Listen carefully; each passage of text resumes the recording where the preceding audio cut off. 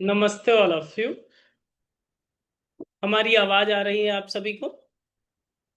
Screen दिख रही है? ओके। सभी लोग सुनिश्चित स्थान पर बैठ जाएं, अपने कैमरे को ऑन कर लें। आज के इस श्रीमद् भगवत गीता की प्रैक्टिकल कक्षा में हम सभी जुड़ रहे हैं और आज की क्लास में हम सभी सेकंड चैप्टर को ऑन करेंगे।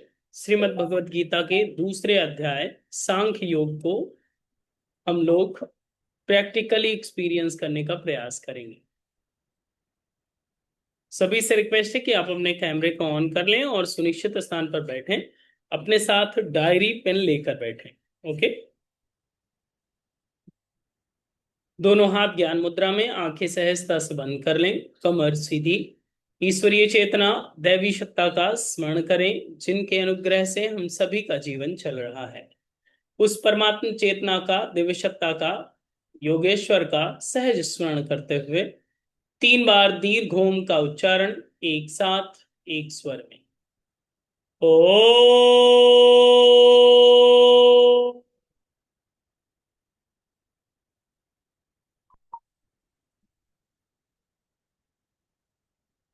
ओ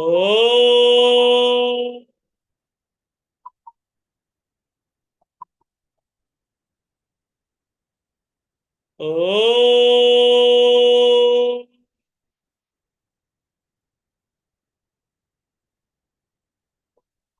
एक बार गायत्री महामंत्र का उच्चारण एक साथ एक स्वर में। ओम भूर्भुवा स्वाहा तत्सवितुर्वरेण्यम भर्गो देवस्य धीमहि धियो यो नः प्रचोदयात्। Rub both palms and your face, release and relax. आप सभी का स्वागत है आज के इस श्रीमद् भगवत गीता की प्रैक्टिकल क्लास में, जिसमें हम सभी सेकंड चैप्टर को ऑन कर चुके हैं। आज से हम सेकंड चैप्टर को अध्ययन करेंगे, जिसके प्रैक्टिकल एस्पेक्ट को समझेंगे। अब तक हम लोगों ने पहले अध्याय के 14 सेशन अटेंड कर लिए हैं। ओके। तो सीक्वेंस वाइज आज का ये जो श्रीमद् भगवत गीता का क्लास है, ये 15वां सेशन है। ओके। लेकिन 14 सेशन पहले चैप्टर के थे, अब ये दूसरे चैप्टर का पहला सेशन होगा। ओके, ठीक है। तो चलिए आरंभ करते हैं। कितने लोगों ने पिछले क्लासेस को अटेंड किया है? यस, सभी कवर कर लिए हैं? कुछ थोड़ा बहुत कवर किए हैं, एक दो आपने अटेंड किए होंगे। गुड। नहीं अटेंड किए हैं तो आप अटेंड कीजिएगा ताकि ये समझ में आए। तो पिछले चैप्टर का नाम क्या था? अर्जुन विषाद योगो। हाँ। इस अध्याय का क्या नाम है? सांख्य योग। सांख्य योग हम लोग पढ़ेंगे या आपके गीता में कुछ और है? बताइए। हमारे पास एक छोटी सी पुस्तक है, द्वितीय अध्याय आरंभ हो चुका है। और इस अध्याय का नाम क्या है? आपके पास पुस्तक है कि नहीं है? होनी चाहिए। सांख्य योग। इसमें जो समराइज किया गया है 1 से 10 तक अर्जुन की कायरता के विषय में, अर्जुन सम और भगवान श्री कृष्ण का संवाद है। फिर सांख्य योग का विषय आएगा कि फिर बाद में छात्र धर्म के अनुसार युद्ध करने की आवश्यकता का निरूपण किया गया है। फिर कर्म की योग का विषय बताया गया है। फिर स्थिर बुद्धि पुरुष के लक्षण और उसकी महिमा बताई गई है। ये चीजें हम लोग सुनेंगे, समझेंगे। तो पहले अध्याय के पहले सेकंड अध्याय के पहले श्लोक में क्या कहते हैं वो थोड़ा सा हम लोग समझेंगे, जानेंगे। उससे पहले ये समझ लेते हैं, जो लोग आज पहली क्लास से जुड़ रहे हैं वो भी इस बात को समझ लें कि भगवत गीता, श्रीमद् भगवत गीता का अध्ययन हम लोग कर रहे हैं। भगवत का मतलब होता है जो भगवान जैसा हो। ओके। भगवत का मतलब क्या है? जो भगवान जैसा है। तो भगवत गीता है ये, तो भगवान जैसा है। गीता का मतलब होता है गीत, संगीत, म्यूजिक। ऐसा म्यूजिक जो भगवान जैसी संगीत है, उस संगीत को हम लोग सुनेंगे और अपने दुखों को, अपने कष्टों को कम करेंगे। आप टेंशन में होते हैं तो म्यूजिक सुनते हैं? कितने लोग हैं? हम तो सुनते हैं। टेंशन में म्यूजिक सुनना अच्छा होता है ना, रिलैक्सेशन मिल जाता है आपको। ठीक उसी तरह से जीवन के दुखों को कम करने का सबसे सरल, सहज और सुपाच्य संगीत जो है वो श्रीमद् भगवत गीता के रूप में है। भगवान ने ये जीवन की गीत की तरह हम सभी की हम सभी का जो लाइफ है वो लय में आ जाए, इसलिए गाया है हम सभी के लिए। किसने गाया है? भगवान ने गाया है। तो भगवान गाएंगे तो अच्छा ही गाएंगे। बस इस म्यूजिक को हम लोगों को अंडरस्टैंड करना है और इसके साथ अपना सुर मिलाना है। एक गाना सुना है आपने, सुर मेले मेरा तुम्हारा? सुना है ना? तो वही बात ये है कि भगवान का ये जो सुर है श्रीमद् भगवत गीता के रूप में, इसके साथ हम लोगों के सुर मिल जाएं तो बात बन जाएगी प्रैक्टिकली। वैसे आपको अपना सुर खुद गाने का और अपने सुर बनाने का आजादी भगवान ने पहले दे रखी है। जैसे कि श्रीमद् भगवत गीता में जीवन जीना सिखाया जाता है, तो आप कैसा जीवन जिएंगे इसके लिए आपको पूरी आजादी है कि नहीं है? आप चाहे तो सुबह जगें, चाहे तो सुबह नहीं जगें, चाहे तो रात में सोएं, चाहे तो रात में नहीं सोएं, चाहे तो टाइम पे खाना खाएं, चाहे तो नहीं खाएं। कोई आपको मना करने वाला नहीं है। आप अपनी लाइफ स्टाइल को सही कर सकते हैं। लेकिन एक बात यहीं पर गीत से अगर जोड़ी जाए, तो अगर आप सुर में गाएंगे, जैसे कि अगर आपको गाना आता है, आपको आता है गाना? यस। अगर गाना आता है, मुझे तो गाना नहीं आता, ओके। तो अगर आपको गाना आता होगा और सुर में गाएंगे, तो आपको भी अच्छा लगेगा और दूसरों को भी अच्छा लगेगा। लेकिन अगर बेसुरा गाएंगे तो हो सकता है बेसुरा गाएं आपको अच्छा लगे, ठीक है, लेकिन दूसरों को अच्छा ना लगे। ऐसा भी हो सकता है। बहुत बार होता है हम लोग बेसुरा गाते हैं, अपनी लाइफ स्टाइल में खुद ही बिजी रहते हैं और समझते हैं कि नहीं, हमारी लाइफ स्टाइल बहुत ही परफेक्ट है। रात में देर से खाएंगे, अनलिमिटेड में जाएंगे, गले तक बिल्कुल ठूसेंगे और फिर बाद में देर तक सोएंगे, मूवी देखेंगे और भी बहुत सारी चीजें होती हैं। तो ये बेसुरा गाना है, ठीक है। हो सकता है आप खुश हो सकते हैं उस लाइफ स्टाइल के साथ, लेकिन आपसे जुड़े हुए या पूरा समाज इस चीज से खुश नहीं रह सकता। दूसरों को ये गीत समझ में नहीं आएगा। आपको हो सकता है थोड़े समय के लिए अच्छा लगे कि हम अच्छा गीत गा रहे हैं। उसी ट्यूनिंग की बात कर रहा था मैं, कि अगर अपनी लाइफ स्टाइल की ट्यूनिंग को हम लोग इस श्रीमद् भगवत गीता के साथ कनेक्ट करेंगे और जोड़ेंगे, तो हम लोगों को बेहतर ट्यूनिंग और बेहतर लाइफ स्टाइल मिल सकती है। भगवत गीता को क्या कहा जाता है आपको पता है? किसी को पता है? उपनिषद, पुराण, या फिर और कुछ? भगवत गीता को उपनिषद कहा जाता है, पता है आपको? अगर श्रीमद् भगवत गीता का पहला चैप्टर आपने खत्म कर लिया है और आपके पास बुक है इस तरह से, या कोई भी बुक हो, तो उसमें देखिए लास्ट में कुछ लाइन लिखा होगा 47वें श्लोक के बाद। पढ़िए थोड़ा सा, ताकि आप कनेक्ट हों इससे। हर एक लाइन कहीं ना कहीं इसमें बहुत महत्व रखती है। जैसे जब 47वां श्लोक खत्म हुआ है, संजय उवाचा, जो 47 संजय जी ने बोला है 47वां श्लोक, इसके बाद में लिखा है ओम तद तत्सदिति श्रीमद्भगवत गीता सुपनिषद ब्रह्म विद्यायां योग शास्त्रे श्री कृष्ण अर्जुन संवादे अर्जुन विषाद योगो नाम प्रथमो अध्याय। लिखा है ना? मतलब ये उपनिषद है। उपनिषद मतलब क्या होता है? समीप बैठ जाना। किसके समीप? भगवान के संगीत के समीप बैठ जाना।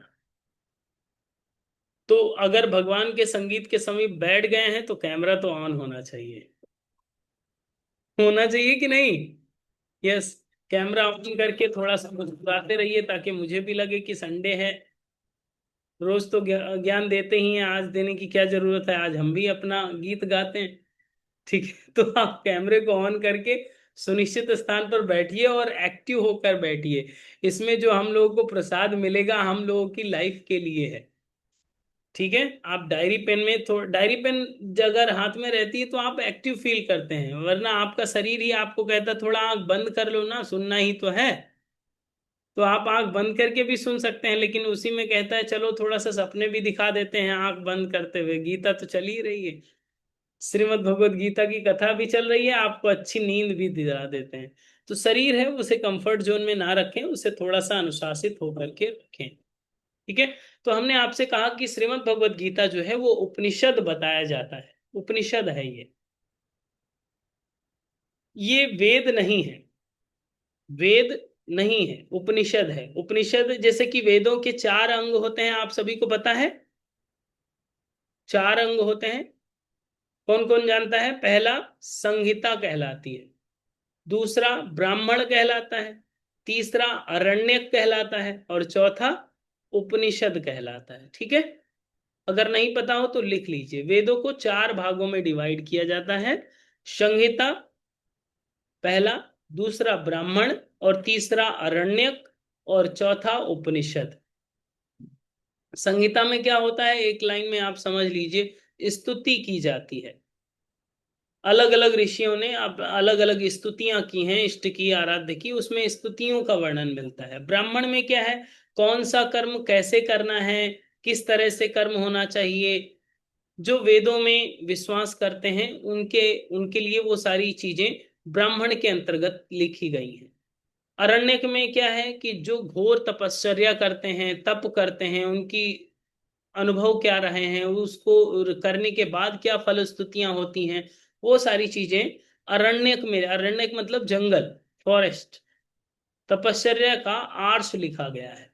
उपनिषद का मतलब होता है निकट बैठ जाना, मतलब आप बिल्कुल कृपा में आ गए हैं, भगवान की कृपा में आप बैठ गए हैं, कैमरा भी ऑन हो गया है और आप मीटिंग से जुड़ गए हैं, मतलब आप भगवान के समीप बैठ चुके हैं। ठीक है, श्रीमद् भगवत गीता की क्लास में आप बैठ गए हैं, इसका मतलब भगवान की गीत की क्लास में बैठ गए हैं। तो गीता उपनिषद है, श्रीमद् भगवत गीता जो है वो उपनिषद है। और इसमें हमने पिछली क्लास में भी आपको बताया था कि इसमें चार लोग ही बोलते हैं, चार लोग। यस, पहला धृतराष्ट्र महाराज, दूसरे संजय महाराज, तीसरे अर्जुन महाराज, और पांचवे स्वयं भगवान बोलते हैं। चौथे, सॉरी, चौथे स्वयं भगवान बोलते हैं, चार ही लोग बोलते हैं।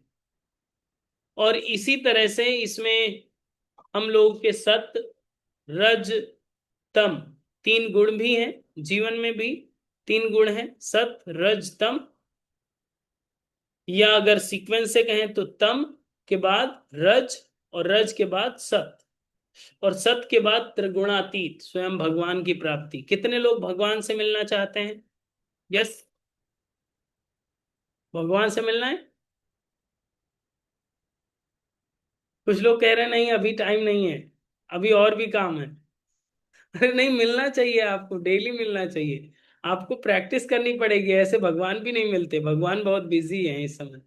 ओके, तो भगवान को से मिलने के लिए यही स्टेप्स हैं जो सत रज तम है। और सत रज तम यानी सत के बाद भी, सात्विकता के बाद भी जो सात्विकता को भी ड्रॉप करके फिर त्रिगुणातीत भगवान से मुलाकात होती है।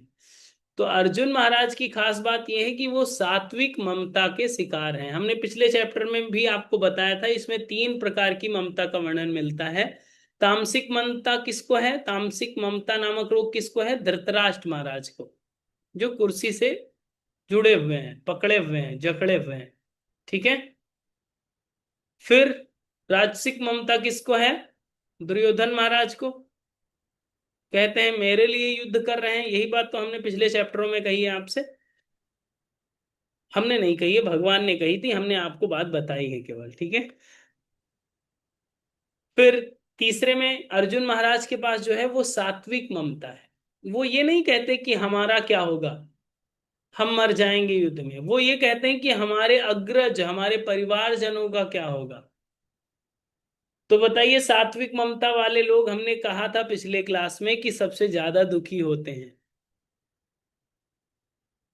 मतलब जो धर्म का आचरण करते हैं, जो भगवान के समीप रहते हैं, वो सबसे ज्यादा दुखी होते हैं। तो आपको अगर दुख हो रहा है तो इसका मतलब आप ज्यादा दुखी हैं, इसका मतलब आपको सात्विक ममता है अगर, तो अर्जुन की स्थिति में हैं हम लोग। देखिए, दुखी होना, दुखी होकर के रोना भी बुरी बात नहीं है। कितने लोग रोते हैं दूसरों के सामने, मेरे जीवन में ही सारे दुख हैं, बहुत दुखी हूं मैं बहुत परेशान हूं, घर से या घर के परिवारजनों से, या स्वयं अपने आप से। बहुत सारे लोग अपने आप से ही परेशान रहते हैं, मुझे डायबिटीज है, क्या करें, हमें ही होना था क्या, हम ही मिले थे क्या डायबिटीज होने के लिए, या बीपी है तो क्या करें। राइट, बहुत सारे लोग अपने आप से ही दुखी होते हैं। तो अगर आप दुखी हैं तो इसका मतलब ये है, दुखी होकर के रोने का भी एक ऑप्शन होता है कि आप रो लीजिए, लेकिन किसके सामने रोना चाहिए उसका ध्यान रखना चाहिए।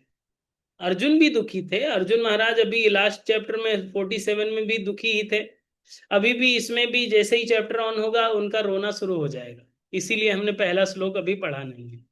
ठीक है, पहले श्लोक पढ़ते ही उनका रोना शुरू हो जाएगा। ठीक है, तो वो भी दुखी हैं। लेकिन हम लोगों को ये भी ध्यान रखना चाहिए, सेकंड चैप्टर ऑन हो रहा है तो हम लोगों को ये ध्यान रखना चाहिए किसके सामने रोना है। दो जगह रो सकते हैं, या फिर आप बाथरूम में दरवाजा बंद करके बाथरूम में रोइए। ठीक है, वो सबसे अच्छी बात है, मिरर के सामने आप रो लीजिए। और दूसरी चीज है कि आपने इष्ट के सामने रोइए, और कोई आपके दुख को सुनने वाला नहीं है। अगर और तीसरे व्यक्ति के सामने अगर आपने रोना शुरू कर दिया तो आपको और कष्ट ही होना है, और आपको मुक्ति नहीं मिल सकती। ठीक है, या उन लोगों के सामने रोइए जो आपसे श्रेष्ठ हैं, विद्वान जन हैं, संत जन हैं, जो आपके कष्टों पर टिप्पणी नहीं करते हैं, लेकिन आपको राह दिखाते हैं, आपको सही ट्रैक में लाने का मार्गदर्शन करते हैं, उनके सामने आप रो सकते हैं। ठीक है, समझ रहे हैं बात को। तो रोना भी है, लेकिन किसके सामने रोएं इसका हम लोगों को विशेष ध्यान रखना है। अर्जुन महाराज भगवान के सामने रोए हैं, इसीलिए उनको कृपा मिली है, इसीलिए उनको श्रीमद् भगवत गीता जैसे ज्ञान को सुनने का अवसर मिला है, इसीलिए भगवान ने उनको गीता का ज्ञान भी दिया है, एक म्यूजिक, ऐसी म्यूजिक जो सभी दुखों को कम कर सकती है। राइट, तो ये हम लोगों को समझ में आ गया, ये उपनिषद है। अब हम लोग भगवान के उपनिषद को सीख कर सुन रहे हैं, तो भगवान के समीप बैठे हुए हैं। अब इसी चीज को चार लोगों ने गाया, बोला है, इसमें चार स्थितियां हैं और हम लोग को चौथी स्थिति तक पहुंचना है। ठीक है, आपको धृतराष्ट्र बनना है क्या, रेज योर हैंड। तामसिक ममता पहला। संजय बनना है, संजय भी नहीं बनना है। अर्जुन बनना है,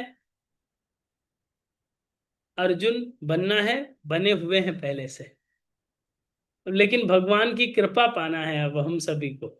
हम लोग अर्जुन ही हैं, सच में हम लोग अर्जुन हैं, युद्ध तो लड़ ही रहे हैं, लेकिन अब भगवान की कृपा पाना है। उसके लिए हम लोगों को सबसे पहली जरूरत है कि हम सभी में श्रद्धा आ जाए, और श्रद्धा के साथ इन जो म्यूजिक जो बताया जा रहा है, जो म्यूजिक के साथ हम लोगों को तारतम्य स्थापित करना है, अपना ट्यून फिक्स करना है, अपने लेंस को फिक्स करना है, वो सारी चीजें हम लोगों को आ जानी चाहिए। तो दूसरे अध्याय का पहला श्लोक जो कहता है उसे आप सुनिए। यहां पर संजय महाराज जी बोलते हैं, संजय उवाच, तृतीय अध्याय में, उस प्रकार, मतलब उस प्रकार, संजय जी बोलते हैं कि उस प्रकार करुणा से व्याप्त और आंसुओं से पूर्ण तथा व्याकुल नेत्रों वाले शोक युक्त उस अर्जुन के प्रति भगवान मधुसूदन ने यह वचन कहे हैं। क्या कहा है वो नहीं बोला है, ये वचन कहे हैं। आपको हमने पहले चैप्टर के स्टार्टिंग में बोला था कि जो धृतराष्ट्र महाराज बोलते हैं पहले ही वाक्य में, कि क्या हुआ, कैसे ये युद्ध जीत गए, या क्या हो रहा है। संजय से पूछते हैं, संजय महाराज से, कि क्या हो रहा है युद्ध के मैदान में, बताइए, तभी तो लाइव टेलीकास्ट करते हैं संजय जी। ये तो पता ही होगा कहानी आपको पहले चैप्टर की।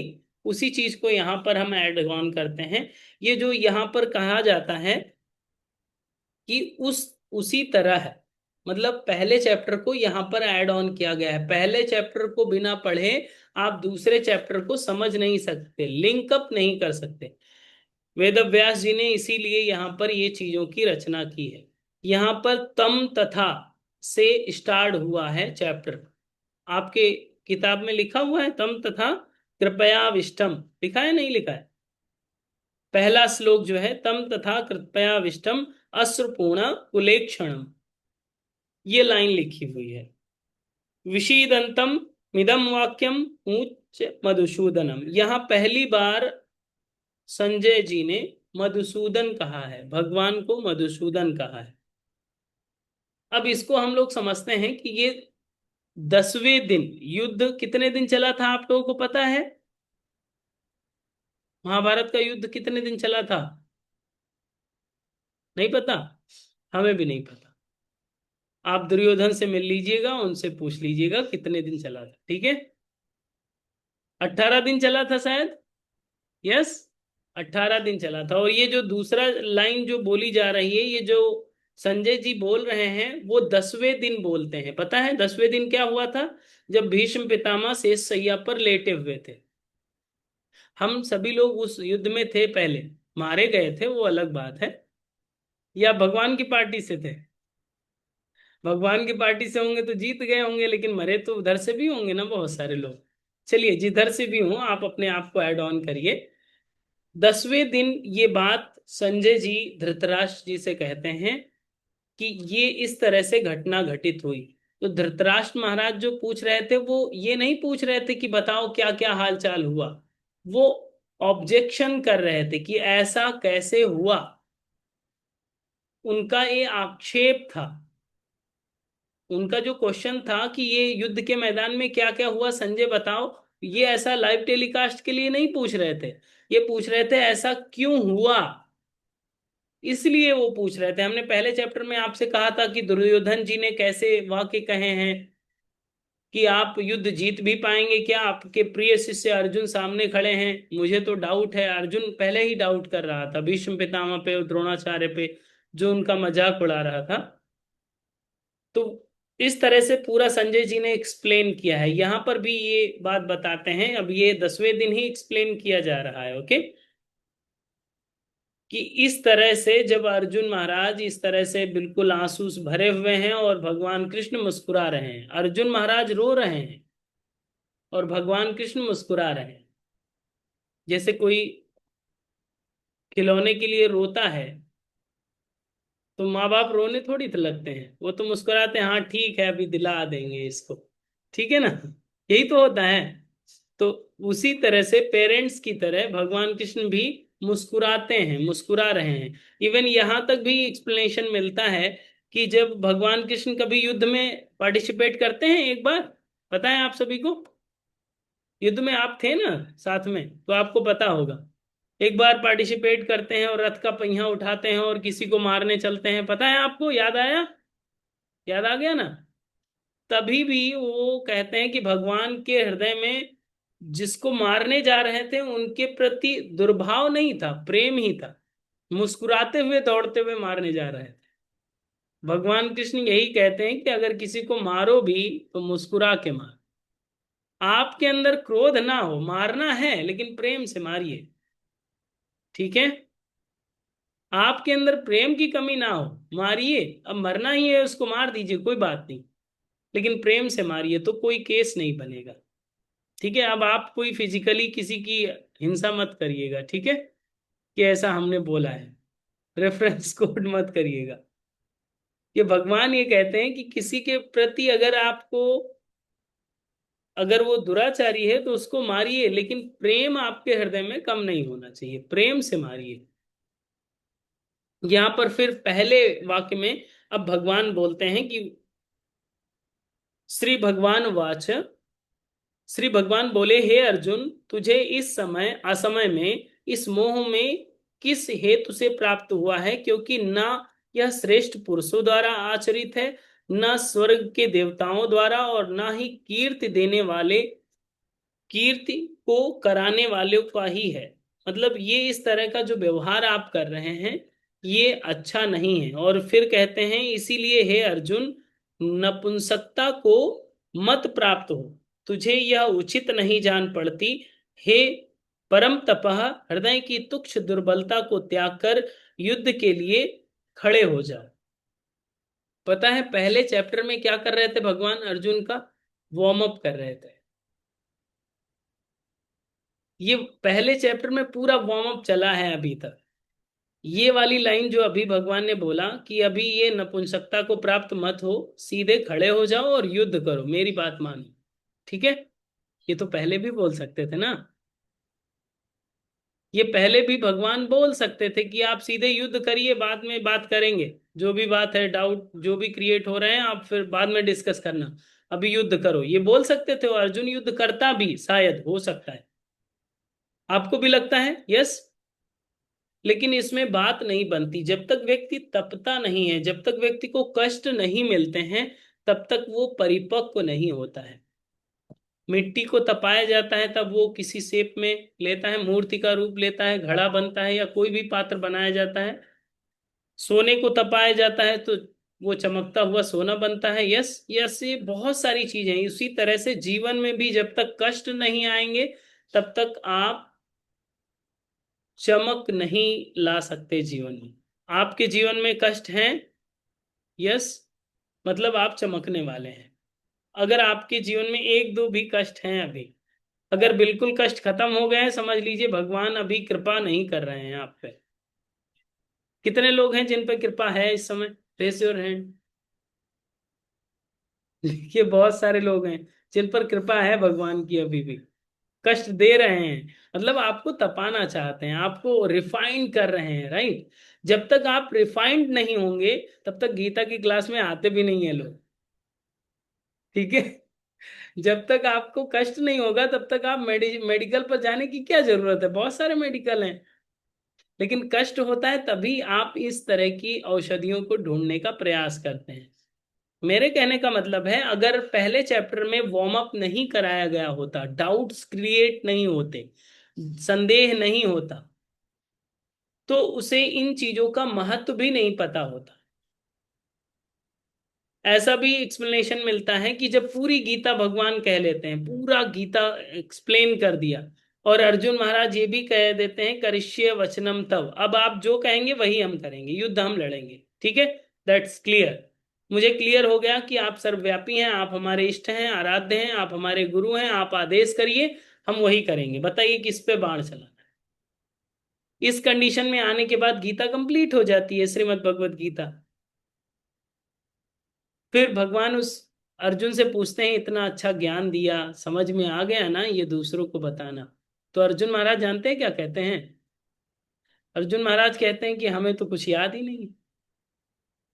आपने कहा था, अच्छा लगा था, सुन लिया था, लेकिन समझ में आया भी था और हम एक्शन में भी आ गए, लेकिन उस समय हम दुख में थे, कष्ट में थे, डिप्रेशन में थे, तो कुछ याद नहीं है, प्लीज दोबारा रिपीट करो। भगवान कहते हैं, ऐसा होता है क्या? इतने फ्लो के साथ हमने बोला, 14 घंटे बोला है पहला चैप्टर, और इसके बाद में ये 15वां घंटा है। अब रिपीट करेंगे क्या हम उसको? उसको तो आपको सुनना चाहिए, स्मृति में रखना चाहिए, और उसी के अनुसार लाइफ स्टाइल को मॉडिफाई करना चाहिए। फिर भी भगवान कृपा करते हैं, उतना पूरा नहीं लेकिन थोड़ा बहुत, एक वो नाम सुना होगा आपने, उत्तर गीता के रूप में अर्जुन को बताते हैं, सुनाते हैं, थोड़ा सा आंशिक मर्म उसको अर्जुन जी को फिर से रिपीट करते हैं। पता है आपको उत्तर गीता का नाम सुना है? वही जब युद्ध के बाद अर्जुन महाराज को उत्तर गीता के रूप में एक अंश बताते हैं भगवान। ओके, आप कभी टाइम मिले तो आप गूगल करिएगा, उत्तर गीता भी है, उत्तर गीता, ठीक है? तो यहां पर यह भी बात है कि हम लोग जब दुख में होते हैं, कष्ट में होते हैं, तो अपने ही भावावेश में होते हैं। फिर भगवान ही बोल रहे हो, एक्सप्लेन कर रहे हो, सब चीज समझा रहे हो डिटेल में, लेकिन सब अपनी ही बात चलती है, फिर अपने ही तर्क चल रहे होते हैं दिमाग में। आंखें खुली हैं, कैमरा भी खुला है, चेहरा भी दिख रहा है, लेकिन दिमाग में अपनी घड़ी चल रही है कि हाँ शायद हमारे बारे में ही बोल रहे हैं। चल रहा होता है कि नहीं? वो अपने अपने मैनिपुलेशन चलते रहते हैं, उसी को हम लोगों को सेट करना है, उसी म्यूजिक को हम लोगों को सेट कर लेना है कि जो अभी है इसी स्थिति में है और अभी एक्शन क्या ले सकते हैं, उसी चीज पर ये चीजें आश्रित होती हैं। भगवान की 6 शक्तियां हैं जो हम सभी को भगवान प्रदान करते हैं समय समय पर। उसको आप लिख लीजिए या फिर याद रखिएगा, लिख लीजिए ज्यादा बेहतर है। पहला है बल, पावर, जैसे आप हाथ उठा सकते हैं तो आपका ये बल ही है, ओके। दूसरा है बुद्धि, तीसरा है तेज, चौथा है ऐश्वर्य, पांचवा है शक्ति और छठा है विज्ञान। ठीक है, बल, बुद्धि, तेज, ऐश्वर्य, शक्ति और विज्ञान, ये 6 प्रकार के संपत्तियां हैं, भगवान की दी गई संपत्तियां हैं। आपके पास थोड़ा थोड़ा है कि नहीं है? बल भी है, बुद्धि भी है, तेज भी है, ऐश्वर्य भी है, शक्ति भी है और विज्ञान भी है। ये 6 संपत्तियां भगवान हम लोगों को कृपा करके देते हैं। ये अनुग्रह है भगवान का। भगवान की जब हम लोग आराधना करते हैं, भक्ति करते हैं, तो आश्रय देने की सामर्थ्य हम लोगों को प्राप्त होती है। हम, अगर बल होगा तभी तो दूसरे को सहारा दे सकेंगे, बुद्धि होगी तभी तो दूसरों को राह दिखा पाएंगे, तेज होगा तभी तो दूसरों को प्रभावित कर पाएंगे, ऐश्वर्य होगा तभी तो लोगों को दान कर पाएंगे, शक्ति होगी तभी तो दूसरों की मदद कर पाएंगे, विज्ञान होगा तभी तो उसको कंबाइंड करके संयोजन करके दूसरों के लिए उपयोगी बना पाएंगे। यस, तो ये आश्रय देने की 6 शक्तियां भगवान हम सभी को प्रदान करती हैं, थोड़ी या कम। बहुत बार लगता है कि भगवान ने हमको ही कम दिया है, आपको ज्यादा दे दिया है, हो सकता है, कभी कभी कंपेयर करते हैं हम लोग। तो उसी के आधार पर हम लोगों को भगवान के वचनों को, भगवान ने जैसा कहा है उसको जैसे जैसे हम करने लगते हैं, उनके समीप जाने लगते हैं और उनकी कृपा के पात्र बनने लगते हैं। ठीक है, ये सभी चॉकलेट हैं, 6 प्रकार की चॉकलेट हैं जो हम लोगों को मिलती हैं। बहुत बार इसी में फंस जाते हैं, बहुत बार भगवान तक पहुंच जाते हैं। ठीक है, तो ये सारी चॉकलेट भी आपको चाहिए जीवन को चलाने के लिए। सभी सभी प्रकार के आपके डायमेंशंस होने चाहिए। ये 6 भगवान के गुण भी बताए जाते हैं, ये 6 गुण हैं भगवान के। तो मुझे लगता है आप सभी भगवान ही हैं, है कि नहीं है? यस, 6 गुण आप में भी हैं कि नहीं है? हर व्यक्ति अपने आप में एक विलक्षण व्यक्ति है और उसमें भगवत चेतना का स्वरूप भी है, ये भी हम सभी मानते हैं। यत पिंडे तत् ब्रह्मांडे मानते हैं, उसी परमात्मा का ही तो अंश है हम सभी। अभी थोड़ा अच्छा लग रहा है ना कि आप लोग भगवान हैं? यस, तो अपनी पूजा मत शुरू करा दीजिएगा आज से ही, भगवान बनने का प्रयास करिएगा, ठीक है ना? बहुत सारे लोग प्लान कर रहे होंगे कि आज से ही पूजा शुरू कराते हैं, फिर घर के लोगों को आदेश देते हैं चलो आरती सेट करो, शाम की आरती आज हमारी होगी। ठीक है ना? ऐसा नहीं करना है, इसका भी ध्यान रखेंगे। आत्मा को परमात्मा तक मिलने के 4 ही रास्ते हैं जो हमने अभी पहले आपको बताया था, सत, रज, तम और त्रिगुणातीत।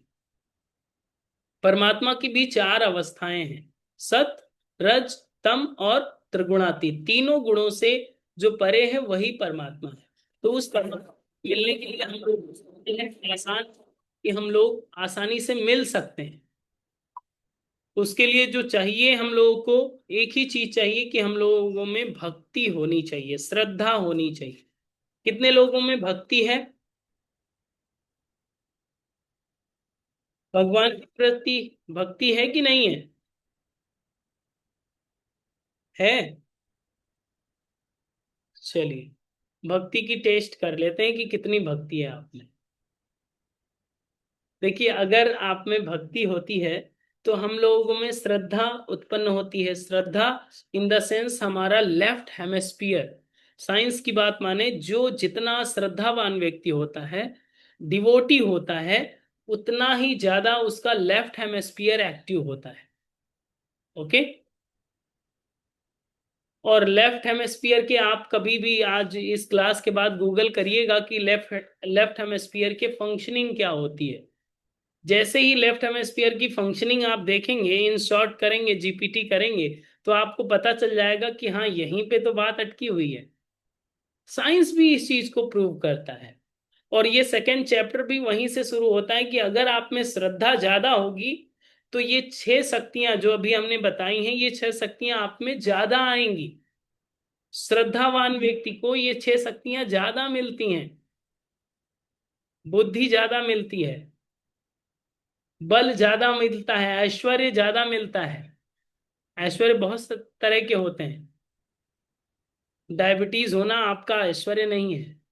ठीक है। बहुत सारे लोग कहते हैं कि ये तो बड़े लोगों की बीमारी है, चलो इसी बहाने हमको भगवान ने बड़े बना दिया। ठीक है। ऐसा नहीं है। तो वो सारे ऐश्वर्य आपको मिलने लगते हैं अगर श्रद्धा आपके अंदर अंतःकरण में आने लगती है। आज के समय में यही सबसे बड़ी बात है कि हम लोग श्रद्धा कम है हम लोगों में, या आने वाली जो वंशज प्रणाली है, नई पीढ़ी है, जिसे जनरेशन कहते हैं, उनमें श्रद्धा की ही कमी देखी जाती है। ठीक है। तो उसी चीज को हम लोगों को इम्प्लीमेंट करना है कि हम लोगों के मनोमस्तिष्क में श्रद्धा उतनी मजबूत होनी चाहिए कि जो भगवान ने कहा वो गलत नहीं हो सकता, और जो भगवान ने कहा अब उसे हमें करना ही है। जैसा भगवान ने कह दिया है वैसा हमें करना ही है। तो धृतराष्ट्र बनना है क्या? नहीं बनना है। अर्जुन की तरह रोना है क्या? हाँ, रोने का मौका मिलेगा भगवान के सामने तो रो लेंगे, लेकिन दूसरों के सामने नहीं रोएंगे। दूसरों के सामने दांत दिखाते रहेंगे, सभी दांत जितने भी हैं आपके पास अवेलेबल हैं वो सारे दांत दिखाते रहिए, मुस्कुराते रहिए। लोग टेंशन में आ जाते हैं कि इनको टेंशन ही नहीं होती है, हम इतना टेंशन में हैं। बहुत बार अपने घर के ही लोग टेंशन में आ जाते हैं कि ये तो हमेशा हंसते ही रहते हैं। हम इतना टेंशन में हैं कि मेहमान आने वाले हैं, खाना क्या खाएंगे क्या नहीं खाएंगे, कैसे अरेंजमेंट में, और ये दांत निकाल रहे हैं। और क्या करें बताइए? रोए बैठ के, मेहमान आने वाले हैं तो रोने वाली बात है क्या? अरेंजमेंट हो जाएगा, जैसा भी होना है सेट हो जाएगा, बस ठीक है, अपनी श्रद्धा बनाए रखिए। और उसी अरेंजमेंट के चक्कर में हम लोग श्रद्धा खो देते हैं, तो मेहमान को भी ये लगता है अरेंजमेंट तो बहुत सारा है लेकिन ये लोग परेशान ज्यादा हैं। ठीक है। परेशान लोगों के यहाँ कौन रहना चाहता है? चाहे मेहमान हो या भगवान हो, दोनों चीजें कंपेयर अगर हम लोग करेंगे, कोई भी चीज हो, अगर आप दुखी हैं, भगवान भी कहते हैं कि चलो ठीक है, ये ज्यादा दुखी है, ज्यादा रो रहा है, बाद में बात करते हैं। चलो खुशी वाले लोगों के यहाँ से शुरुआत करते हैं सुबह सुबह। तो आपके यहाँ फिर दोपहर में आएंगे और दोपहर में आप सोते रहते हैं। ठीक है। आपको लास्ट में अटेंड करेंगे भगवान। इसलिए आप जब भी जीवन का आरंभ कर रहे हैं और जब भी आप शयन के लिए जा रहे हैं, मुस्कुराते रहिए। हमेशा इस बात का ध्यान रखिए। ठीक है। सबसे अच्छी भक्ति यह है कि अपने कर्तव्यों को सहर्ष स्वीकार करते हुए अपने पूरा प्रसन्नता युक्त अपने कर्तव्यों का जो निर्वहन करना करता है, वही सच्ची भक्ति कहलाती है। आपके कर्तव्य होंगे, जैसे कि बहुत सारी ड्यूटी होगी आपकी। आप अगर एक मदर हैं, अगर एक फादर हैं, अगर आप एक भाई हैं, अगर आप एक बहन हैं, तो हर व्यक्ति की एक अलग अलग ड्यूटी होती है। ओके। उस ड्यूटी को अगर आप हैप्पी माइंड से कंप्लीट कर रहे हैं, समझ लीजिए सबसे बड़ी वो भक्ति है। और उस भक्ति को आप ज्यादा अच्छे से नहीं कर रहे हैं, बाकी आप बहुत तामझाम कर रहे हैं, तो उसका मतलब आप भक्ति अच्छे से नहीं कर रहे हैं। डिवोशन आ रहा है तो वो आपके एक्शन में दिखना चाहिए। ऐसा नहीं कि मंदिर के सामने ही आप केवल शांत बैठते हैं, बाकी अगर कोई बोल ही दे केवल आपसे तो उसकी खैर नहीं। ऐसा नहीं होना चाहिए। ठीक है ना? डिवोशन आपके बिहेवियर में दिखना चाहिए। ऐसा नहीं कि शांत केवल बैठते हैं तो लोग भी आपके घर के कहते हैं पूजा स्थली में बैठी हैं इसीलिए शांत हैं। एक बार वहां से हटने के बाद देखो कोई बोल दे भला। ऐसा बहुत सारे लोगों से मैंने सुना है। तो ऐसा हम लोग का बिहेवियर नहीं होना चाहिए। जैसा हम भगवान के साथ हैं, वही जो जीवित भगवान टहल रहे हैं आपके आसपास में, घरों में, जिनमें षड शक्तियां हैं कि नहीं है, जो 6 शक्तियों की बात हमने कही है, यही षड शक्तियां उन्हीं सभी आसपास में जिनकी सेवा हम लोग करते हैं, जिनके लिए आप खाना बनाते हैं या खाना लेकर आते हैं, ठीक है, सभी में षड शक्तियां हैं, तो उन उन भगवानों के प्रति भी अपनी कृपा दृष्टि बनाए रखिए। वैसे आप भी भगवान हैं, हमने अभी कहा था, तो आपकी भी कृपा उन देवताओं पर भी पड़नी चाहिए। ठीक है, बात समझ में आ रही है? डन। तो ये पहले चैप्टर को हम लोगों ने कंप्लीटली समझ लिया है। हमारा आज का क्लास इसी पर बेस्ड है कि आप पहले चैप्टर को आरंभ करने से पहले, आप जो दूसरे चैप्टर को आरंभ करने से पहले पहले चैप्टर को कंप्लीटली समझ लें, सुन लें, ताकि जब हम फ्लो में आए, जब ये दूसरा चैप्टर ऑन हो, तो कंप्लीटली आपको अंडरस्टैंड हो जाए। ओके, इसमें बहुत सारे अच्छे और बहुत ही प्रैक्टिकल फुल एग्जाम्पल्स हैं दूसरे चैप्टर में, जो हम लोग की लाइफ को चेंज कर सकते हैं। जैसे कि हमने बहुत सारे एग्जाम्पल्स आपको बताए हैं पहले चैप्टर में। ओके, तो पहला वाला अगर डाइजेस्ट हो जाएगा तो ये आपके लिए और भी लाइट हो जाएगा। और अदरवाइज आप अगर योग के छात्र रहे हों, तो सांख्य योग को पढ़ेंगे तो सांख्य योग थोड़ा सा टफ लगता है लोगों को, सांख्य योग। ओके, विषाद योग तो ठीक है, आपका दुख का जीवन ही है, और विषाद योग आपने समझ लिया, लेकिन सांख्य योग थोड़ा सा प्रैक्टिकल है, ये और भी ज्यादा प्रैक्टिकल हो जाता है। उसके लिए आप पहले चैप्टर को अच्छे से पहले पढ़ लेंगे। ठीक है, सभी को रिकॉर्डिंग मिल रही है कि नहीं मिल रही है? मिल रही है। जिन लोगों को नहीं मिल रही है, रिकॉर्डिंग का एक्सेस हम ग्रुप में फिर से भेज देंगे, आप उस रिकॉर्डिंग के एक्सेस को कर लीजिएगा, ताकि बहुत ही आसानी से वो चीजें समझ में आ जाए।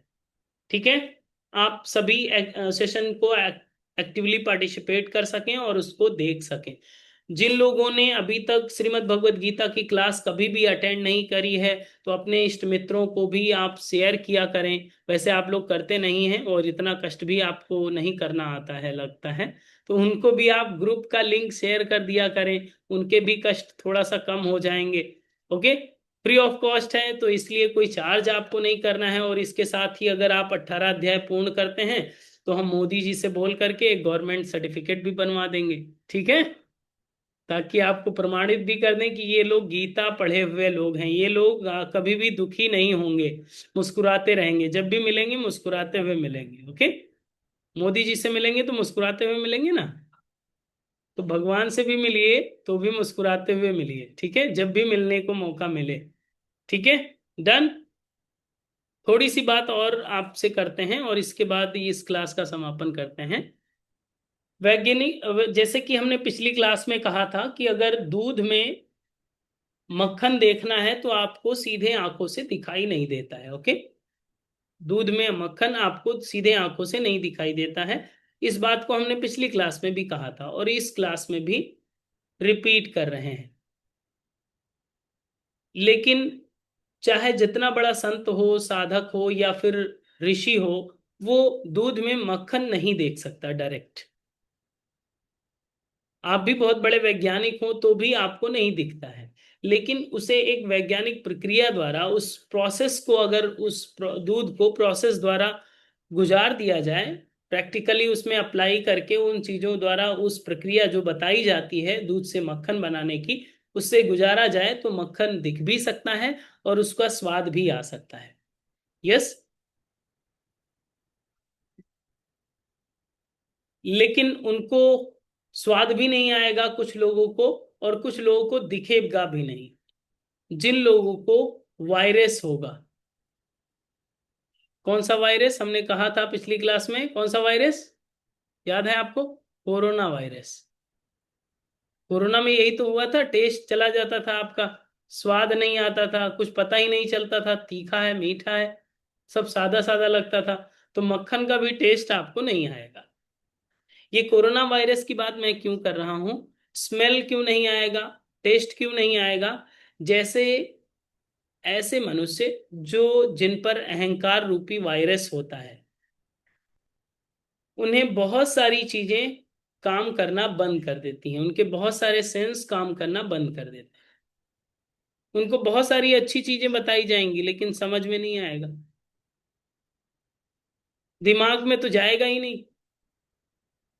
धारण करने की तो बात ही खत्म हो जाती है। तो उनको कौन कौन से अहंकार जिनको होता है उनको कौन सी बात नहीं समझ में आती है? दो चीजें हमने बताई थी। ज्ञान का रस नहीं आता है, ज्ञान उनको टेस्टी नहीं लगता है। आप लोगों को अच्छा लग रहा है ये क्लास? मतलब ये कोरोना टेस्ट हो रहा है आपका? आपको कोरोना नहीं है मतलब, ठीक है। ज्ञान अगर अच्छा लग रहा है इसका मतलब आपको ये वायरस नहीं है। और भक्ति का रस आने लगेगा। ज्ञान का रस और भक्ति का रस, दो टेस्ट आपको आने चाहिए। तभी इस चीज का, इस ज्ञान का, इस श्रीमद् भगवत गीता का महत्व और आपके जीवन में जो श्रद्धा का अभ्युदय होगा वो यहीं से आरंभ होगा। भगवान भी जब लास्ट में बोलते हैं तो अर्जुन से कहते हैं और किसी को मत बताना, ठीक है। स्ट्रिक्टली मना कर देते हैं, ये गीता ज्ञान उन लोगों को मत देना जो लोग कैमरा ऑन ना करें। ऐसा नहीं बोला था, ठीक है, मैं मजाक कर रहा हूँ, ठीक है। ऐसा कहा था कि कैमरा ऑन करें या नहीं करें सबको बताना, लेकिन जिनके हृदय में श्रद्धा हो उनको ही बताना। कैमरा ऑन करना तो मजबूरी हो सकती है, कहीं पे बाहर हो या आउटसाइड हो या संडे में आप डांस पार्टी में हो सकता है। डांस पार्टी में हो और क्लब में हो इसलिए आप कैमरा ऑन नहीं कर रहे हैं, फिर भी क्लब में आप ज्ञान ले रहे हैं गीता का, ये बहुत बड़ी बात है। यस या नो? तो ये बात भगवान ने कही थी कि जिनमें श्रद्धा ना हो, जो लोग अपने भीतर श्रद्धा ना रखते हो उसे गीता का ज्ञान मत देना। हमसे नहीं कहा था, ठीक है, हम सभी को दे सकते हैं। डन। भगवान ने अर्जुन से कहा था तो अर्जुन महाराज अपनी स्टैंडर्ड देखेंगे। हम तो जो लोग मीटिंग ज्वाइन करेंगे उन सभी को ये बात देंगे, और हम इस बात की श्योरिटी लेते हैं आप सभी श्रद्धावान व्यक्ति हैं। ओके। अगर हम सभी के मनों में श्रद्धा का अभ्युदय होता है तो मन का विकास शुरू हो जाता है। जैसे बहुत बार ऐसा मन होता है कि मन नहीं कर रहा है काम करने को, मन नहीं कर रहा है काम करने को, या मन नहीं कर रहा है ऐसा करने को। कैमरा ऑन कर सकते हैं, मन नहीं कर रहा है, ठीक है। मीटिंग ज्वाइन कर सकते हैं, लिंक आ गई है ग्रुप में, मन नहीं कर रहा है आज। पिछले संडे में तो सर ने कराया नहीं था, इस संडे हमारा मन नहीं कर रहा है, ठीक है। तो वो मन का विकास होना बहुत संभव है। मन का विकास तभी शुरू होता है जब आप श्रद्धा आती है मन में। इस श्रद्धा पर इसलिए जोर दिया जा रहा है क्योंकि आगे इसी का पूरा विषय होने वाला है। तो श्रद्धा होगी तो मन हमारा विकसित होगा, और मन ही बंधन मोक्षण मोक्ष का कारण भी माना जाता है, ये भी आप जानते हैं। मन के हारे हार है, मन के जीते जीत। तो मन जैसे जैसे विराट होता जाता है वैसे वैसे आप सृष्टि को समझने लगते हैं। जिसे कहते हैं ना यत पिंडे तत् ब्रह्मांडे, उस विराट स्वरूप को आप समझने लगते हैं। जिसे कहते हैं कि श्रीमद् भगवत गीता में अर्जुन महाराज को विराट स्वरूप दिखाया गया था, भगवान ने दिखाया था। उस चीज को आप आसानी से समझने लगते हैं जैसे जैसे मन का विकास होगा। अभी विराट स्वरूप में है भगवान, लेकिन हम लोगों को दिखाई नहीं देते कि कभी भी चक्र लिए दिख जाएं। ऐसा मन में होता है ना कि कभी भी भगवान शंख चक्र पद्म लिए खड़े हो जाएं और हम उनसे पूरी बात कहते हैं कि हमारा इतना तो काम करवा दो भगवान, है ना। तो उसी चीज को दर्शन करने के लिए, उस चीज को विराटता को समझने के लिए श्रद्धा होनी चाहिए। और श्रद्धा से जो आउटकम निकल के आता है, साइकोलॉजिकल इफेक्ट ये होता है कि हमारा मन का विकास होने लगता है। और जैसे जैसे आपका मन का विकास होगा पूरी सृष्टि को आप समझने लगते हैं। और जैसे जैसे सृष्टि को समझते हैं और सृष्टि और आपकी तारतम्यता एक रूप होने लगती है, इन द सेंस प्रकृति और आप एक रूप हो जाते हैं।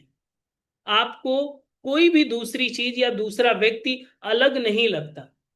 जैसे कि अभी लगता है ना कि ये अपने घर का है, ये दूसरे घर का है, ये मनुष्य है, ये कुत्ता है, ये गाय है, ये भैंस है, ये बल्ली है। यस, अलग लगता है। ये पेड़ है तो हमें क्या, पेड़ कट रहे हैं तो मुझसे क्या, कोई कहीं करप्शन कर रहा है तो मुझसे क्या। वो सारी चीजें फिर एक में मर्ज हो जाती हैं। आप सृष्टि को अपने अंग अवयव समझने लगते हैं, अपना समझने लगते हैं। तो ऐसे चिंतन में जब आप आते हैं तो वहीं से भक्ति का बीज यहां से अंकुरित होने लगता है, और ये भक्ति का आरंभ होने लगता है। फिर हर एक एक्शन जो भी आप करें, सब भक्तिमय हो जाता है। कोई भी आप काम करें, आप सो रहे हैं, आप जग रहे हैं, आप खाना बना रहे हैं, आप झाड़ू लगा रहे हैं, या किसी की सेवा कर रहे हैं, या पढ़ रहे हैं, लिख रहे हैं, पढ़ा रहे हैं, बोल रहे हैं, कुछ भी कर रहे हैं, सारे काम भगवान को अर्पित हो जाते हैं, भक्तिमय हो जाते। फिर आप आरती का आज टाइम मिले या नहीं मिले चलेगा, वो सारे काम भक्तिमय हो जाते हैं फिर। और तभी भगवान भी कहते हैं कि योग क्षेम महाम्य हम, सारे रिजल्ट की जिम्मेदारी हमारी है, तुम बस ऐसे ही काम करते जाओ, पास हम करवा देंगे, टेंशन मत लेना। ठीक है, तो भगवान फिर पास भी करवा देते हैं। इसी बात को हम लोगों को समझना है। चिंतन हम लोगों का श्रेष्ठ होने लगता है। हम लोगों की जो चिंतन शैली है, विचार शक्ति है, सबसे बड़ी पावर आज की हम सभी की जो हम लोगों को मिली हुई है, चिंतन विचार करने की शक्ति। आपको पता है भैंस विचार करती है क्या? कभी बात किया है भैंस से? भैंस, बकरी, हेलो बकरी, विचार किया है? श्रीमद् भगवत गीता भी सुना करो। अगर कहीं बकरी मिले उससे बोले आप, या भैंस से बोले कभी गीता भी सुन लिया करो। क्या मुंह चलाते रहते हो, चारा खाने के बाद मुंह चला रहे हो? जुगाली करती है ना भैंस। तो विचार करने की शक्ति नहीं है उसके पास, ठीक है, चिंतन करने की शक्ति नहीं है। ये हम लोगों को फर्स्ट प्रायोरिटी मिली हुई है मनुष्य जाति को, कि हम लोग चिंतन कर सकते हैं, विचार कर सकते हैं। हम लोगों को घास चरने के लिए नहीं भेजा है भगवान ने।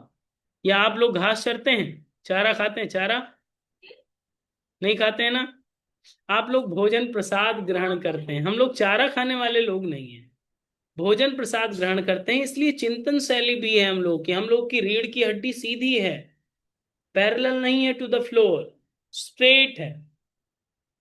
तो ये स्ट्रेट बनाने के पीछे भी बहुत सारे रहस्य हैं, स्ट्रेट होने के पीछे भी बहुत सारे रहस्य अगर हैं, और इस रहस्य को अगर हम लोग समझें, तो भगवान ने बहुत सारी चीजें बनाई, उसी में एक बहुत अच्छी कृति बनाई जिसका नाम मनुष्य है, और उसी श्रेणी में हम लोग आते हैं। आप मनुष्य हैं कि नहीं है? मैंने मनुष्यों के लिए ही ये मीटिंग किया है, ओके। और कोई तो नहीं है इसमें? Raise your hand. अदर प्राणी, अदर जीव जंतु नहीं है ना? यस, ये मनुष्यों के लिए ही जूम मीटिंग भी बनी हुई है। तो अगर हम लोग मनुष्य हैं, तो मनुष्यता को हम लोगों को अब धारण करने का आरंभ करना है इस सांख्य योग के माध्यम से। आगे के जो नेक्स्ट वीक में जब क्लास होगी आपकी श्रीमद् भगवत गीता की, तो इसी सांख्य योग को जो डिटेल में भगवान ने अर्जुन को लेते हुए हम सभी की लाइफ के लिए जो फॉर्मूले बताए हैं, उसी को हम लोग अनलॉक करने वाले हैं। ठीक है, सो आप सभी से हम्बली रिक्वेस्ट है कि अब तक जिन्होंने पहला सेशन अटेंड किया है या एक दो सेशन अटेंड किए हैं, पहले अध्याय के 14 सेशन हैं, 14 सेशन योग नमस्ते एकेडमी के मोबाइल ऐप पर अपलोड कर दिए गए हैं। आप उसे रिकॉर्डिंग एक्सेस करिएगा और उसे वन बाय वन देख लीजिएगा, सुन लीजिएगा। उसमें स्पीड से भी प्ले करने का बटन है, तो आप स्पीड से भी प्ले कर सकते हैं। जब लाइव ना हो तो आप कैमरे को वैसे भी बंद ही रखते हैं, उसमें भी बंद करके आप खाना बनाते हुए या कुछ काम करते हुए उसे सुन लीजिएगा, ताकि वो सारी चीजें समझ में आ जाए। ठीक है, और हमें भी अच्छा लगेगा कि आप लोग बहुत ही अच्छे साधक हैं, और आप श्रीमद् भगवत गीता को केवल सुन ही नहीं रहे हैं, प्रैक्टिकली लाइफ में अप्लाई कर रहे हैं। मेरा भी टारगेट यही है कि हम आपको केवल सुनाए ही नहीं, प्रैक्टिकली लाइफ में अप्लाई करें। तो कितने लोग ये मानते हैं कि आज का जीवन, आज का दिन आखिरी दिन है आपके जीवन का? Raise your hand. ये फॉर्मूला हमने बताया, जिन्होंने पहला चैप्टर कंप्लीट किया वो लोग हैंड रेज कर रहे हैं। ठीक है, आज का दिन आखिरी दिन है, और आज का दिन बेस्ट दिन है, इस बात को हमेशा ध्यान रखना है, ओके। आज का दिन अंतिम दिन है और आज का दिन सबसे अच्छा दिन है। इस बात को अगर हम लोग डेली याद रखेंगे तो बात समझ में आ जाएगी। तो मुस्कुराते रहना है हमेशा, जब आखिरी ही दिन है, आज ही निपट जाना है आपको। यस या नो? यस, मान लीजिए इस बात को, आज ही आखिरी दिन है, जितना भी अच्छा करना है आज ही करिए, कल पे मत छोड़िए, और मुस्कुराते रहिए। बेस्ट दिन है आपका। तो इसी तरह से जो चीजें आपको बताई गई हैं, आज ही एक्सेस कर लीजिएगा। आज ही रिकॉर्डिंग एक्सेस करने के बाद वन बाय वन उसे अटेंड करिएगा। सभी श्लोकों को एक से लेकर पहले अध्याय के 47 श्लोक हैं, तो 47 श्लोकों को एक एक करके हमने एक्सप्लेन किया है। आप बहुत ही डिटेल में उसको सुनिएगा। इसके बाद में दूसरा चैप्टर ऑन हो जाएगा। ये भी रिकॉर्डिंग आपको योग नमस्ते एकेडमी के मोबाइल ऐप पर मिल जाएगी। ये दूसरा जो फोल्डर बनेगा दूसरे अध्याय का, उसमें पहला ये वीडियो डाला जाएगा। ठीक है, डन। समझ में आ रही है बात? अच्छा लगा तो मुस्कुराते रहिए। 6 शक्तियां आपके पास हैं, 6 है कि नहीं है? तो आप सभी भगवान हैं ऐसा मान करके आप थोड़ा सा मुस्कुराइए और कमर गर्दन सीधी कर लीजिए, दोनों हाथ ज्ञान मुद्रा में कर लीजिए। आंखें सहजता से बंद रखें, मन को शांत स्थिर करें, योगेश्वर का स्मरण करें जिनके अनुग्रह से हम सभी श्रीमद् भगवत गीता जैसे अमृत तुल्य संगीत को सहज धारण करने का सहज प्रयास कर रहे हैं। परमात्म चेतना, ईश्वरीय चेतना, ब्रह्मांडीय शक्ति हम सभी को इस अमूल्य ज्ञान को सहज जीवन में अपनाने और जीवन में धारण करने का माध्यम बन सके, इसके लिए हम सभी की प्राण चेतना, हम सभी का मनोबल, आत्मबल सहज सहयोग प्रदान करता रहे। इसी पवित्र भाव के साथ एक बार दीर्घ ओम का उच्चारण, देन शांति पाठ। ओ